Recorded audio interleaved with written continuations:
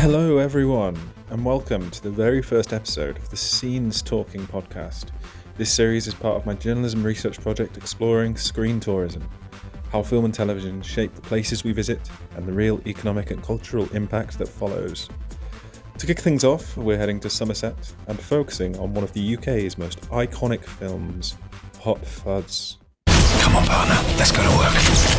From the guys who watched every action movie ever made and created Shaun of the Dead. This is about to go off. Gunfights, car chases. That's what I'm talking about.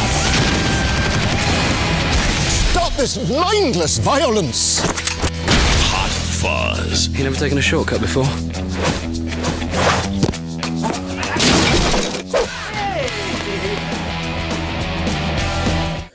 The second film in Edgar Wright's iconic Cornetto trilogy, and a film that turned the scenic Somerset city of Wales, the smallest city in the UK, into the silently suspicious village of Sandford, which soon saw the filming location become a cult hotspot for avid fans of the fuzz, and of course, the greater good. The greater good. As a fan of the film and franchise myself, I was lucky enough to study Shaun of the Dead for A-level film studies. I had to visit the set of Sandford myself, which is actually only half an hour away from where I live in Yeovil. Whilst there, I was able to immerse myself into the world of Hot Fuzz, paying a visit to the Crown Pub, the Swan Hotel, the church, and City News, who had unfortunately run out of blue cornettos. I saw a missing swan poster in the window, although there were so many, they all looked the same, so it was hard to determine which one was the one that needed catching. Eleanor, who was running the shop at the time, spoke to me about the importance of Hot Fuzz. During the cost of living crisis, have you noticed a difference between everyday local customers and visitors who come in just because of Hot Fuzz? I have noticed that I do have a lot more customers, just like tourist customers, who do travel just for Hot Fuzz in the last 6 months, but last year less. So Less so last year. This year, just in the last 3 months, I've had at least 30 to 40 people. Yeah. On an increase, or was it It's on an increase just last now. year that was less? And then the year before was more? The year before I didn't work here, so I can't say, but it's definitely, I've seen more tourists recently. If Hot Fuzz had never been filmed here, how do you think trade would look for the shop today? Awful. Honestly, I don't think it would be the same. A lot of our profits come from Hot Fuzz merch. Do film fans tend to make purchases beyond the famous Cornetto, or is it mainly a symbolic stop? We now sell a little Sandford Citizen paper. We've got t-shirts, mugs, everything. So now they are more likely to buy more, but it used to just be the Cornetto. Have visitors' spending habits changed during the cost of living crisis? So general sales have been down slightly, but Hot Fuzz sales have been up. So definitely it has helped. Do you notice differences in mood or behaviour between film tourists and regular customers? Yeah, film tourists are more likely. They tell us that we charge too little. Locals tell us that we charge too much. City News isn't the only place who have begun selling merchandise. While walking the cobblestone streets of this postcard city, feeling like Sergeant Angel, I found myself inside the Crown Pub, where Gemma, the general manager, told me about her experience working in such an iconic location in pop culture. I think people still, it's an attraction. If Hot Fuzz had never been filmed in Wales, how do you think the Crown Pub would be performing right now? I think it helps, but I don't think it's major because of where our location is, and with Cathedral, and we've got the tourists, so we are a good place. I think it helps, yeah, definitely. Yeah, I think it still lingers with us. So we tend to be okay anyway. But I do believe that the Hot Fuzz is an added extra addition. It was during my time in Wales I was able to conduct my interview with Siobhan Goodwin, the founder and organiser of Wales Walking Tours. Siobhan's side hustle has grown exponentially since introducing Hot Fuzz tours to the mix of general and heritage tours. Be sure to catch this interview on my major research project, where Siobhan describes in detail the lasting impact Hot Fuzz is having on her business and the local area. Without further ado, our special guest today is Mark Ford, Head of Screen and Filming at Somerset Council, who works directly with productions filming in the region. Mark, you're live. Thanks so much for joining me today. My first question then, during the cost of living crisis, have you seen screen-related tourism hold up better than general visitor numbers across Somerset?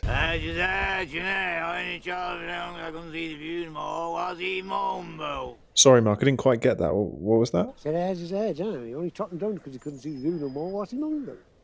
Are we, Mark is live now. I couldn't, if I'm in all honesty, tell you one way or the other with that. And really, I've only kind of been in this role for maybe 2 years, and I guess I don't know when the cost of living crisis technically started, but it feels like it's been around for at least a couple of years. So difficult to give anything definitive on that. No worries. So, if major productions like Hot Fuzz had never been filmed in Somerset, how exposed would towns such as Wells be right now? And it's really difficult, isn't it? Again, I think in all of this, measurement is difficult, and I think I'm not sure where your project's taking you, but and what other people have said. But in terms of getting numbers, I think the only way to really do it is a proper survey of visitors, why they've come to a place. So we haven't been in a position to do that. But what I would say is clearly, from all the anecdotal evidence I've seen and heard, Wells and Hot Fuzz are kind of quite synonymous now. I mean, the film was 20 years ago, but if you speak to some businesses in Wales, as I'm sure you will, they would say that the impact of Hot Fuzz is probably as strong as it's ever been. If you go and speak to the guy who runs the pub at the Crown, he'll tell you that I saw him the other week, he reckoned he gets minimum of 10 people a day who come into his pub and ask him a question about Hot Fuzz. Was it filmed here? Do you mind if I take my photo? So if that's just one location and in one place, but 20 years on since the film was filmed, it's clearly having a impact. And I think if you speak to anyone from outside the area, outside of Somerset, and you mention and you say you come from Somerset, quite soon that conversation gets around to Hot Fuzz. It's a film that's quite unusual, that its location is absolutely critical to the plot, the setting. It's not playing anywhere else, and it's the fictional village of Sanford, but it plays a West Country town basically, and it's a really clear connection between the film and the location. And I think one of the useful things is that almost all of the locations you see in that film are public spaces. You can just go and walk around and have a look at them. You don't have to pay to necessarily get in. You don't have to, they're all within probably about 10 minutes walk. So you can just go there and visit, which really lends itself to screen tourism. So your question, what would happen if it had never been filmed there? I think Wells it will be on some people's radars because it's a beautiful city. The cathedral is one of the greatest in Europe, but there's a whole chunk of people for whom I don't think it would necessarily be on their radar were it not for Hot Fuzz. And to generalise massively, it's more younger generations.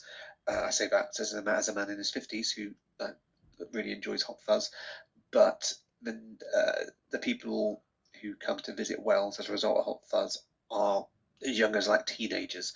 That was the other strange thing not strange, but interesting thing I thought I heard from the various businesses in Wales is it's kind of cross-generational.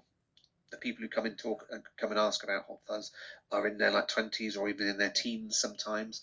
So they didn't see it first time round. They must have just seen it on the streaming services and had it kind of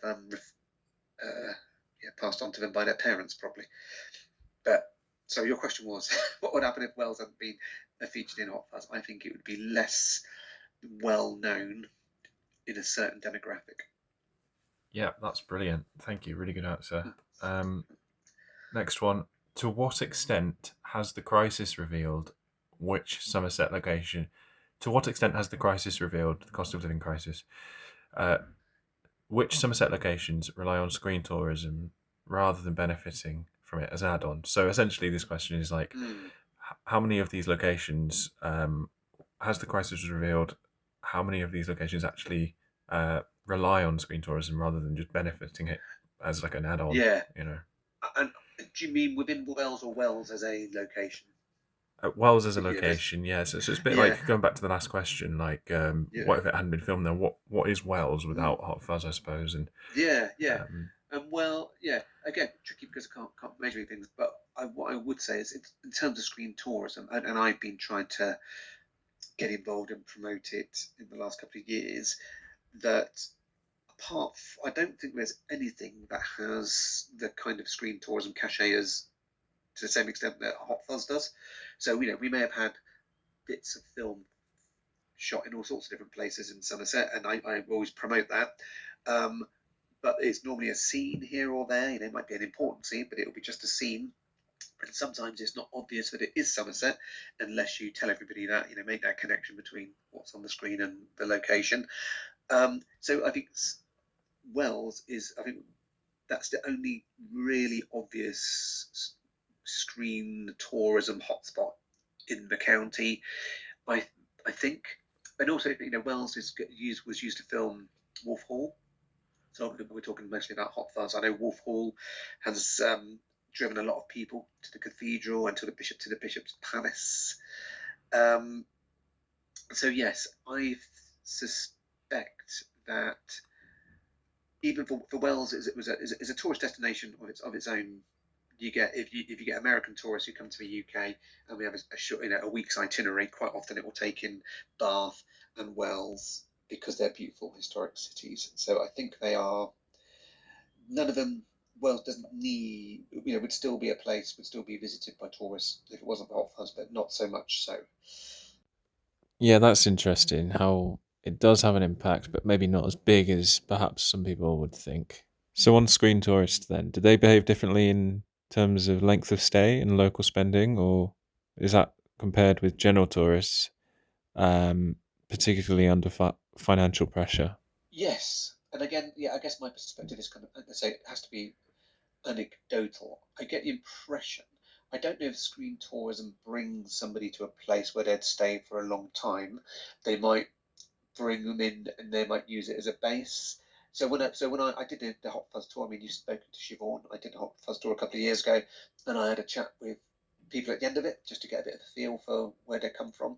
And everybody there, and I think there were about 12 people at that on the tour, said they were only there because of Hot Fuzz. It wasn't like they weren't coming to Wales anyway, and they thought, tell you what, I'll do the Hot Fuzz tour while I'm here. That was their reason for being there. Some people had kind of said we were going down to Devon and we stopped for the day. Um, some people just came to Wales and there and back, but by and large they were day trippers, either staying for a night or there and back in a day.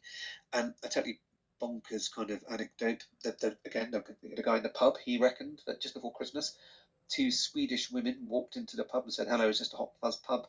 And he explained they'd come from Stockholm to see the pub where Hot Fuzz was filmed. He asked them how long they were staying. They said, "We're going back this afternoon." So they'd literally flown in. Suppose that's what they said. They'd flown in from Sweden for a day, and they spent that day going to see the pub in Hot Fuzz. So I don't think screen tourism, by and large, certainly in Somerset and in Wales, it's about day trippers or maybe one nighters. I don't think it's about people who come and spend a week there. Sorry, I have to remind myself. I thought I was lost track of the question. What was the question again? It was just like the difference in behaviour between tourists that are going to for Hot Fuzz versus the tourists that are just going there because it's like a nice place. It's a scenic city. Yeah, well, yeah, yeah, and very much so with the Hot Fuzz. There's where are we? You got one. There's about four really, I guess, really key locations which are public spaces. You don't have to pay to get into them. You've got the pub. You've got the Swan pub. You've got the Crown pub. You've got that market square, which is appears in big chunks of the film, and that's all public space. So they do that. There's probably a word for it, which you probably know, that thing where you take a picture of a scene from a film and then overlay it with a picture of yourself in that scene. There's probably a term for it now, which I don't know.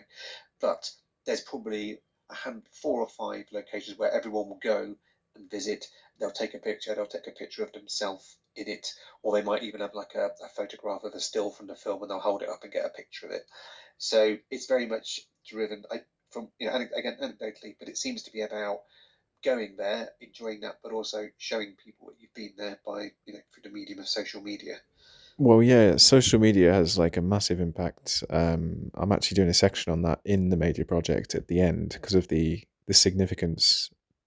Someone, an influencer's going to those locations and filming themselves there, and how that spreads across social media. It's a very important aspect, which is kind of like one of the core focuses of my investigation, I suppose. And I don't know, yeah, it's interesting. It may be worth. There's an organisation called Visit Wales, and it's interesting because I went to a event a couple of weeks ago, which is all about tourism in Wales in general, and I was there to talk about film tourism and to try and encourage them to embrace it and stuff. And I was pushing at an open door. Nobody's against it, and the guy who runs the Wales social media kind of platforms was saying they there are two things they mention, and their socials go berserk. One of which is swans. If you mention the swans going around the Bishop's Palace, that goes great business. But if you mention anything with Hot Fuzz, their social media, their engagements go through the roof. It's just one of those things people like. It's like a bit of a community. It's kind of, I don't know if something can be a cult and be massive. I guess it can, but it's like a big cult. I think lots of people love Hot Fuzz, and lots of people, if they see a bit of social media, will jump in and share a quote, say yarp or narp on the social media comments and stuff. And yeah, Yeah, absolutely. So your organisation then, Screen Somerset, has the cost of living crisis changed how they prioritise or justify screen tourism within Somerset Council? yeah, and it's again, say cost of living crisis, depending on where it started. It was like this whole project of Screen Somerset has only existed in a cost of living crisis, and mine is a role where basically the screen tourism side of things is like a strand. It's not like I basically, as and when something I know is being filmed hits the screen, I try and do some tourism, PR and linking to local tourism sites and things. So has the cost of living crisis made us changed how we sort of spend time and money on screen tourism? Is that right? Sorry, is that a question? Essentially, yeah, it's just like the cost of living crisis now with all the prices going up. People are having less money to spend, so it's just essentially like, how is Somerset Council justifying the importance of screen tourism in a time when people are more reluctant to spend their money on visits to wells or other places, for example? How are you prioritizing or pushing for the importance of screen tourism in a time when it might not be the top of everyone's priority list? Yeah. And, hmm, I kind of, I guess I've got, and it speaks in terms of like how much time you dedicate to it. I don't spend hours and hours. It peaks and troughs. I might spend a day or two, which tends to be focused on the screen tourism stuff because something's just about to be released. But I don't, I would say it's a fraction of my time, and I do it in conjunction with Visit Somerset and Visit Exmoor. So I kind of have got contacts there. So what I'll say is I'm going to do some stuff about this film coming out. It was shot in, let's say, Sheptomatic Prison. I've gone away and I've chased the production company to get stills, and I've got a quote from the prison. I will then do a bit of tourism, screen tourism, sort of PR myself, but I will also share it with the Visit Somerset or Visit Exmoor, and they'll put it out on their channels. We're gradually building a kind of map of I guess a screen tourism map where you plot places where things have been filmed, and it's all on a map within the Visit Somerset site. So what I guess what I'm driving at is it's not a big part of what I do. Every now and then it might take over a day, but I think it's the bang for buck is remarkable. I think if you think about Hot Fuzz as an example, what would it cost to get that sort of advertising for a place? It's incalculable. Where if it's a case of me spending half a day getting some photos about the Salt Path being filmed in parts of Somerset, getting that out and working with Visit Exmoor for them to share it, I think the bang for buck is probably very, very considerable. I think it's a good use of time still. In a time where you're desperately, people are, money is tight and you want visitors to come and visit. In terms of all the things you can do, a bit of promotion about something big that's come out on the at the cinema or on the TV is pretty easy to do. So my background's in journalism, then PR. So this sort of stuff kind of is pretty. It's what I used to do in my kind of old job anyway. Here's a good example. Not about Hot Fuzz. So came out. It came out last year. 28 years later, the Danny Boyle film. It filmed its kind of climax scene in Cheddar Gorge, and spent quite a lot of time helping make that happen. And spent and while they were filming for like 4 or 5 days, I based myself in Cheddar to like deal with any kind of friction and stuff. But as part of that, I was on the set and had a chat with Danny Boyle and said, "Would you mind saying something to camera?" And I got a short video of Danny Boyle saying, "Hey, here I am in Cheddar Gorge. It's one of the most stunning bits of British landscape. We're really happy to be here." So that got about, last count, about 400,000 views. Lots of them in Somerset, but lots of them beyond Somerset. People have bumped into at events in London and said, "Hey, we saw Danny Boyle on social media talking about Cheddar Gorge." And when you think, I guess the engagement and the profile that delivered, which at the cost of me basically spending 10 minutes and asking the question and being involved, I don't know how you put a cost on that, but to me that strikes me as very good value for money. Absolutely value for money, yeah, 100%. It's more about the experience, I guess, for a lot of people. But a profile, what else could I have done? What could anyone have done to get 400,000 people watching a thing about Cheddar Gorge? I don't know. There's probably ways of doing it, but it would cost you a lot of money. In that instance, it was just the access I was allowed because I'd helped them film there, and a little clip. But then again, there's the importance, going back to the importance of social media, I guess. It wouldn't have happened without that platform. And also you get some sort of feel, you can measure it to a degree, a huge number of engagements and comments, and everyone, lots of people chatting about, "Hey, wow, that place looks fantastic." How many of those turned into people coming to visit Cheddar Gorge? It's really hard to say, but you'd think a reasonable number. Exactly, the insights and engagement, it's a great way of like measuring that. That's the golden ticket in this sort of stuff, causing how do you know you've done? There's no point. I mean, I in my previous PR type role, you'd put a video out and you'd see it had been viewed so many times, whatever. But to me, the key thing was engagement. How many of those people were actually moved to either, to comment or to share or to, like, even if it's just a little thumbs up or a like or whatever. If that shows that someone's not only seen it, it's not only has it passed before their eyes, but they've actually been moved to do something about that and interact. And yeah, that's a really valuable kind of measure. So kind of like the main angle of my project, would you say screen tourism is currently insulating some Somerset businesses from economic decline, or is it like simply softening the impact, acting as like a buffer against potential financial loss? I think it's a bit of a buffer being brutally honest, I think it's a bit of a buffer for probably a relatively small number of businesses.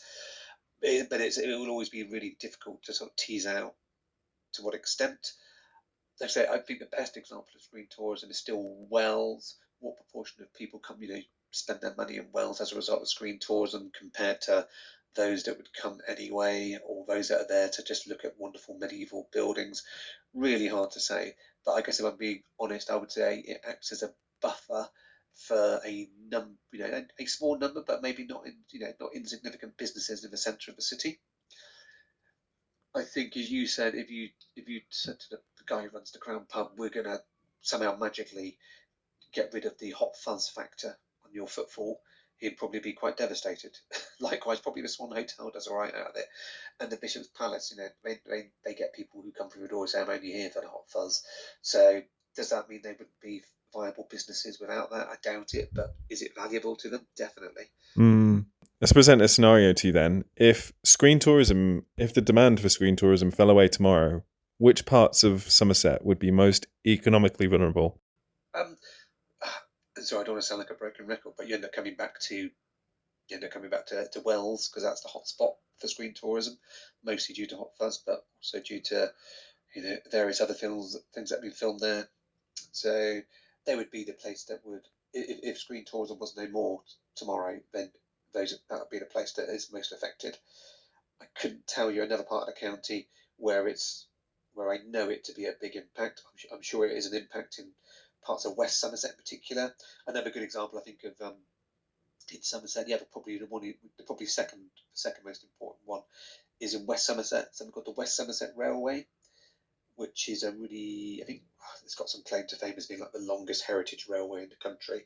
But it's a very beautiful old steam line that runs from Taunton to the coast at Minehead, and that's had a number of filming productions there, and they do a good job in kind of making sure everyone knows that what was filmed there, and I suspect that attracts a fair bit of footfall for them. But would it be kind of, you know, game changing? I don't know. Hard to say. Yeah, I suppose it's quite hard to put a number on it. But yeah, the next. So, what I really want to know actually as well is there a risk that relying on legacy productions, Hot Fuzz, obviously 2006, released in 2007, creates a false sense of economic security for towns during the crisis, cost of living crisis? In a way, does it? Do people think, oh, okay, yeah, Hot Fuzz is filmed here, but actually, it's not. It's not completely. You can't completely rely on it. Kind of links to the last question. Yeah. There would be, yeah, and I don't. I mean, I'd assumed that. Yeah, let's using Hot Fuzz as the example. I'd assume that its pulling power may have faded over the years.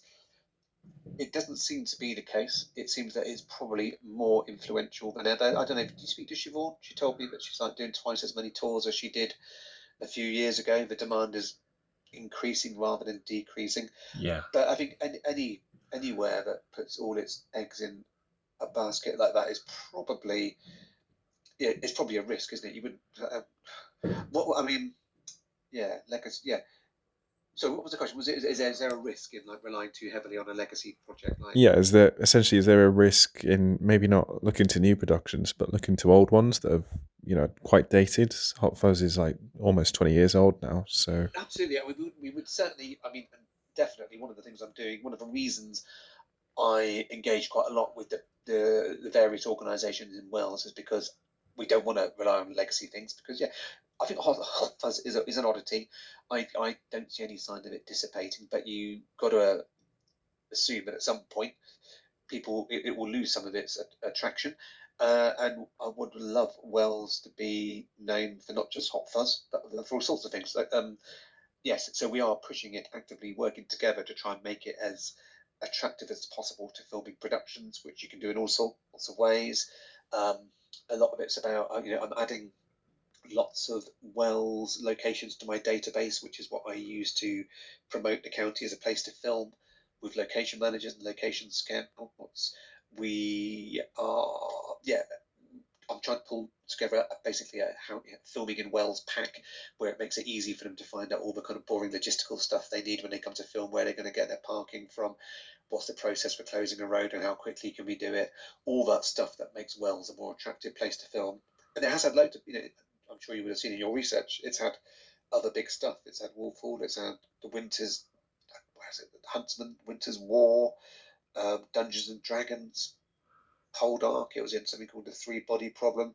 It's no stranger to filming. Hot Fuzz is the dominant one, but I would love, and in the long run, my intention would be to like gradually build that kind of roster of things that were shot in Wales, and for Wales to become a place you come to look, follow in the footsteps of various films and productions. Yeah, it's always high risk to rely on a single thing, which you know what the fashions and the trends will be next year. No one quite knows. But I would come back to saying Hot Fuzz does seem to be an oddity in that it's growing rather than diminishing over time. I can't really think of many things like that. you mentioned something about when filmmakers come to Somerset for filming, you provide them with a pack that kind of gives them like a guide to the area and what to expect and risk assessment, etc. Am I along the right lines there? Can you tell me about that? Is it I'm putting that together, so it's not. It's in no position to be shared at the moment. I mean, okay? All right. so yeah. Genuinely, it's like thoughts in my head and some notes on a bit of paper and a bit of solid detail. That's But all right. basically, a big chunk of my work, so screen tourism is like, I would say, I don't know, maybe 10% of what I do. A lot of what I do is location says we would like to film in the centre of Wales for 3 weeks at the cathedral. We need to be able to park 200 trucks. We need to be able to shut this road and that road. We need to do all these crazy things.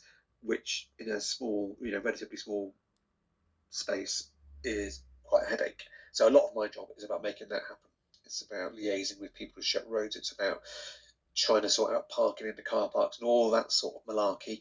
But what I'm trying to do is to be able to say, hey, you've shown an interest in filming in Wales. Bosh, here's a pack that tells you everything you're going to need to know to make that happen. So just trying to make it easier to film.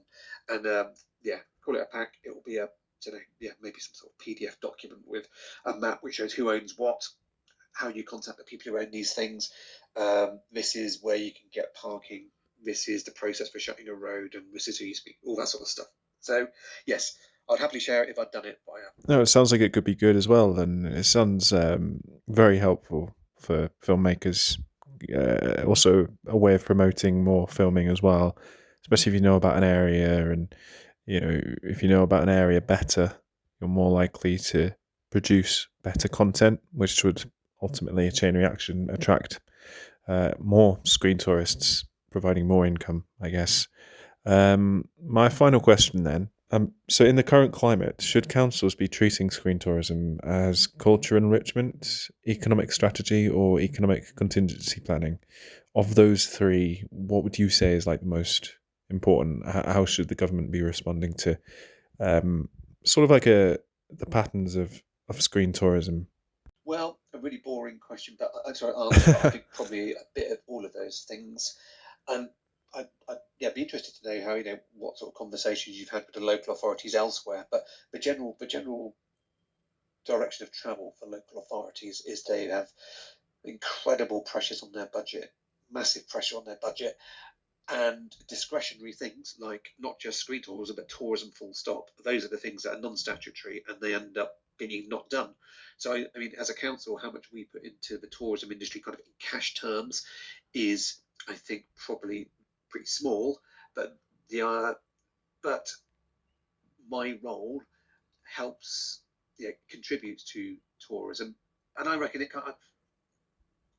So my role sits within a team called Economic Prosperity, and everything in that, everything in that part of the council is about stuff that can do good for the local economy. The idea being that if the economy is doing well, it's creating jobs, people are earning money. So with me, in my role, every time a production comes in, I manage to encourage a production to come and film in Somerset. They will put money into the local economy. It will be through staying in hotels, maybe a local catering firm to feed 200 people for a week, security drive. There's all sorts of things that when a production's in a place, it spends money. And so that's the main reason for this role. The screen tourism is kind of like a happy bolt-on, kind of another good thing to do with all of this. So I think, but also, one of the many discretionary things, the things that councils can learn, have got less money to be able to afford. They all want to do it. They've got so little money that it has to end up kind of being lost a bit. Is work around the cultural side of things. There's work around kind of tourism-y type things. And I think this role delivers on those things. So I think I know that within our economic strategy, my project is in there. I think within our we're in a process kind of like reviewing a cultural strategy, and there'll be a reference to Screen Somerset there because it's about presenting Somerset as a place that's kind of culturally, vibrant and alive. Everyone thinks of Somerset and thinks Glastonbury Festival, which is great, but we want them to realise that Somerset's a culturally vibrant place to kind of come and live and work and set up your business, raise your family or whatever. So I think this project plays into all sorts of different parts of what the council does. So I think it's got some sort of cultural element to it. It's already kind of part of our economic strategy and like helping tourism and generally encouraging investment. And then economic contingency, I guess anything that one does that helps encourage employment and people to spend money in the area contributes to economic contingency in some way. Yeah, that's brilliant. Really detailed answers there. It's interesting to see how Somerset Council is responding to screen tourism spawning from productions old and new, not just Hot Fuzz, but newer productions as well. That's all we got time for today. Mark, thank you so much for joining me. This has been a great insight into how a single film like Hot Fuzz can have a lasting impact on a place like Wales. Thank you for listening to the first episode of Scenestalking, the podcast where we explore the power of screen tourism across the UK. Stay tuned for next week's episode, where I'll be talking with Lady Carnarvon herself on the responsibility of managing Highclere Castle, the fictional home of the Crawley family in one of the most famous and recognisable historical dramas, Downton Abbey. We'll be talking about impacts and implications of Downton Abbey screen tourism, with a focus on Hampshire and Bampton in Oxfordshire and their association with the globally renowned series. Until then, speak well in the sequel.